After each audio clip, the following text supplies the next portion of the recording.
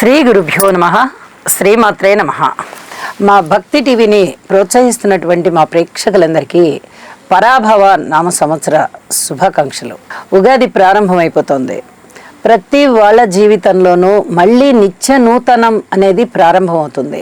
సంవత్సరం చివరికి వెళ్ళేటప్పటికీ అనేక కష్టసుఖాలు పడుతూ ఇక ఎప్పుడెప్పుడు ఉగాది వస్తుందా, మళ్ళీ కొత్త సంవత్సరం మనకి ఏ విధంగా ఉండబోతోంది, ఎన్నో రకాలైనటువంటి కష్టసుఖాలు పడుతూ ఉన్నాం మనము అని చెప్పి అప్పటి వరకు ఉన్నటువంటి నిరాశ నిస్పృహలకి ఫుల్ స్టాప్ పెట్టేసి కొంగ్రొత్త ఆశలతో ఉగాది నాడు పంచాంగ శ్రవణాన్ని వింటారు. ప్రతి వారు కూడా వారి వారి యొక్క జన్మ నక్షత్రాన్ని బట్టి కానీ లేదా నామ నక్షత్రాన్ని బట్టి కానీ వారి యొక్క నామాన్ని బట్టి కానీ వారి యొక్క జన్మ నక్షత్రం ఏమిటి అనేది తెలుసుకుని దానికి తగినటువంటి రాశి ఏదైతే ఉందో ఆ రాశి యొక్క వివరాలని అత్యంత ఉత్సుకతతో చూస్తూ ఉంటారు, అలాగే వినాలని కోరుకుంటూ ఉంటారు.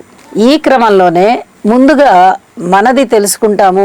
తరువాత మన వాళ్ళందరి యొక్క జాతక ఫలాలు ఎలా ఉన్నాయి, ఈ సంవత్సరం ఆదాయ వ్యయాలు ఎలా ఉన్నాయి, అలాగే మానవ మానాలు ఎలా ఉన్నాయి, కీర్తి ప్రతిష్టలు ఏ విధంగా ఉన్నాయి, ధనము ఎక్కువ సంపాదించుకుంటామా లేకపోతే అనవసరమైన ఖర్చులకి లోబడతామా అనేది, ఆరోగ్యం ఏ విధంగా ఉంటుందనేది, ఒక ఖరీదైనటువంటి ఇల్లు కట్టుకుంటామా, కార్లు కొనుక్కోగలుగుతామా, ఒక కారు కొనుక్కోగలుగుతామా, అదే చాలా ఎక్కువ సంపాదన ఉన్నవారైతే 2-3 కార్లు కొనుక్కున్నా ఆశ్చర్యం లేదు, 2-3 ఇళ్ళు కొనుక్కున్నా ఆశ్చర్యం లేదు. కానీ సామాన్య మానవుడు మటుకు ఒక ఇల్లు కొనుక్కోవడానికి, అలాగే ఒక కారు కొనుక్కోవడానికి, ఇలాగా ఏదైనా ఒక పెద్ద వస్తువులు స్థిర చరాస్తులు ఒక్కొక్కటి కొనుక్కోవడానికి చాలా తాపత్రయపడుతూ ఉంటారు. ఇవన్నీ కూడా అవుతాయా అనేది చాలా ఉత్సుకతతో వింటూ ఉంటారు. ఇదే క్రమంలో ఈ బంధువులవి, వారి యొక్క కుటుంబ సభ్యులవి, వారివి ఇవన్నీ తెలుసుకున్న తర్వాత ఇక సమాజం మీదకి వెళ్తుంది దృష్టి. సమాజంలో అత్యధికంగా ప్రభావితం చేసే మనుషులు ఎవరైతే ఉంటారో వారి మీదకి వెళ్తుంది. వారు గాయకులు కావచ్చు, నటన చేసేటటువంటి కళాకారులు కావచ్చు, విద్వాంసులు కావచ్చు, రాజకీయ నాయకులు కావచ్చు, ఎవరైనా కావచ్చు.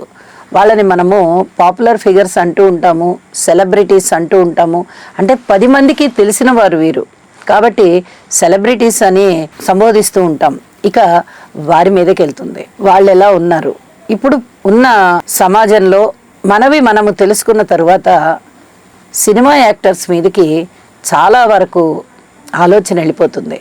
ఇక మెగాస్టార్ చిరంజీవి గారి తనయుడు రామ్ చరణ్ గారు, వీరి పేరు వింటేనే ఒక ప్రభంజనం, ప్రతి వారిని ఉర్రూతలూగించినటువంటి మెగాస్టార్ గారి యొక్క ముద్దుల తనయుడు తను కూడా అశేష ప్రజానీకాన్ని తన నటనతో అలరారిస్తున్నారు.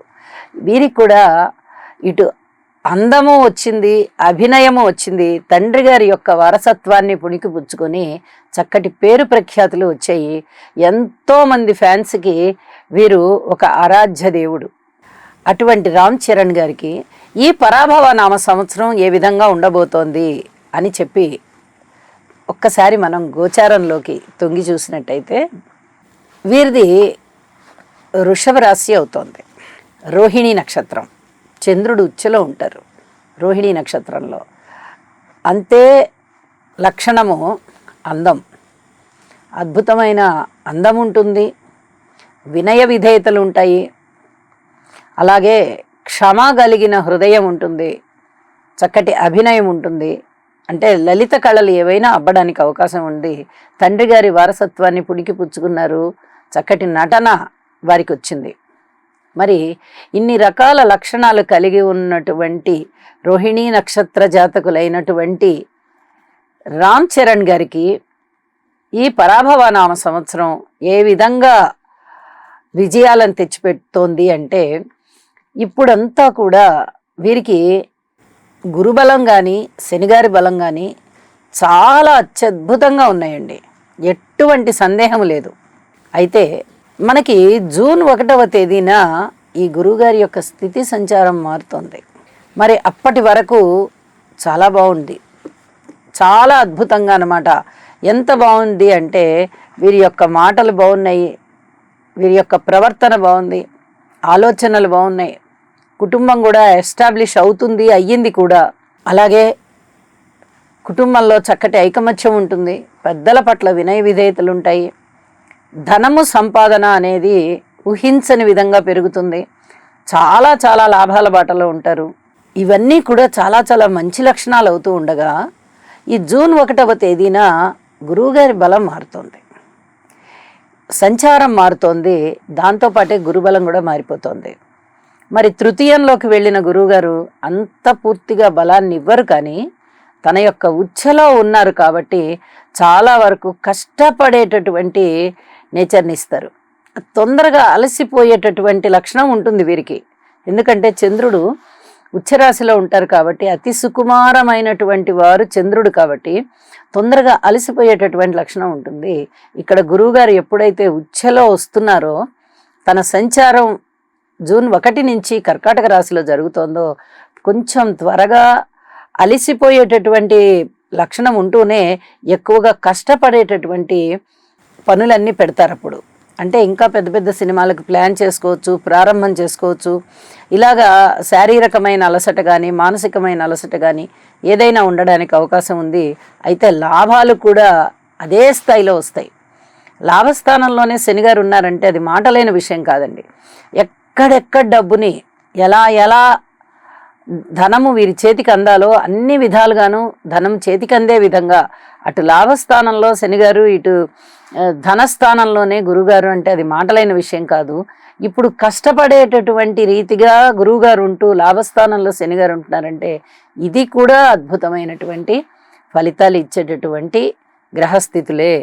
ఇక డిసెంబర్ 8వ తేదీ నుంచి కేతువు గారి సంచారం కూడా తృతీయంలోకి వచ్చి కేతువు యొక్క బలం కూడా పెరుగుతోంది. ఇది ఇంకా చెప్పదగినటువంటి సూచన. ఇక 2027వ సంవత్సరంలో జనవరి 26 నుంచి తిరిగి గురువుగారి యొక్క సంచారము మళ్ళీ రాశిలోకి వచ్చేస్తుంది, కర్కాటక రాశిలోకి. అంటే కష్టం ఎక్కువగా ఉంటుంది వీరికి, కష్టానికి తగిన ధనము ఎక్కువగా ఉంటుంది, కీర్తి ప్రతిష్టలు ఎక్కువగా ఉంటాయి. పెద్దలంటే చాలా చాలా గౌరవ మర్యాదలు చూపిస్తూ ఉంటారు కాబట్టి గురుబలం అనేది కొంచెం పెరుగుతూ ఉంది. ధనము విషయంలో, కీర్తి విషయంలో వెనక్కి తిరిగి చూడక్కర్లేని విధంగా ఈ పరాభవ నామ సంవత్సరం ఉంది అని చెప్పి తెలియచేస్తూ ఉన్నాను.